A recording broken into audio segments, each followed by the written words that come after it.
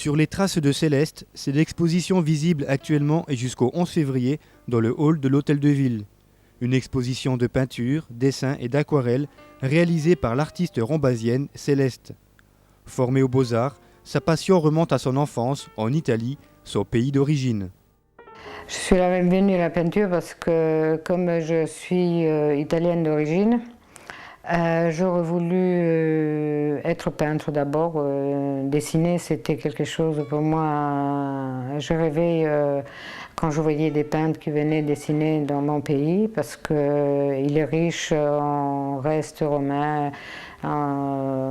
Et puis j'habitais sur un site très important. Dans ma maison de mon père, d'ailleurs, il y avait des restes romains et une peinture du XIIe siècle. Ce qui fait qu'il y a eu un manque vital quand je me suis trouvée en France, dans la région. Et ce grand besoin de peindre ou me réaliser, c'était très important. Il y a eu un arrêt dans ma vie de plusieurs années. Et j'ai laissé aller les choses tant que mes enfants n'étaient pas grands pour ne pas avoir des problèmes pour les garder. Et à l'âge de 46 ans, j'ai voulu reprendre mes rêves parce que je savais que j'avais des dons surtout pour le dessin. La peinture, je connaissais moins, mais j'ai eu la chance pendant des ans de comprendre que pour moi, c'était essentiel, avec des sacrifices énormes, mais je suis arrivée à peindre et à me faire connaître au bout de 3 ans, qui a été une grande satisfaction pour moi et j'espère aussi pour ma famille. C'est vrai, c'était un sacrifice pour mon mari. Donc, je voudrais dédier cet espoir pour lui, pour avoir la patience de me voir quelquefois angoissée et quelquefois peinée et ne perdre jamais courage, mais à cause de ça, j'ai investi pas mal dans des récupérations. Quelquefois, ça n'a pas été facile pour tous les deux, mais enfin, je lui remercie énormément.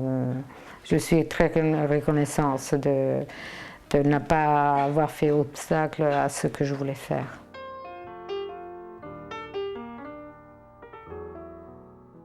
Mélangeant toutes sortes de matériaux et de techniques différentes, les œuvres de Céleste reflètent le rêve, l'évasion et la liberté. Un style à part entière.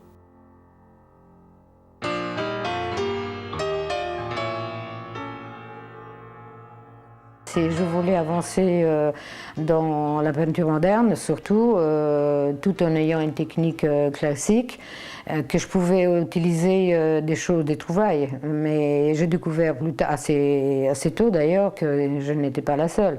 Déjà au début du siècle, les peintres le faisaient, mais enfin moi c'était par besoin.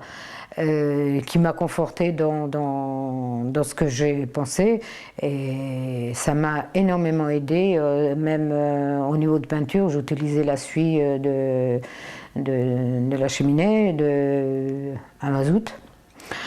Pour la mélanger à d'autres, pour avoir du noir beaucoup plus intense avec d'autres peintures que j'avais. J'utilisais de la poudre, du sable, mais enfin ça c'est courant, mais ça je l'ai fait de moi-même. Et même du bitume que j'ai eu l'occasion d'utiliser pour peindre 3 toiles. Enfin au fait il y en avait 4. Et dans une a été vendue et primée.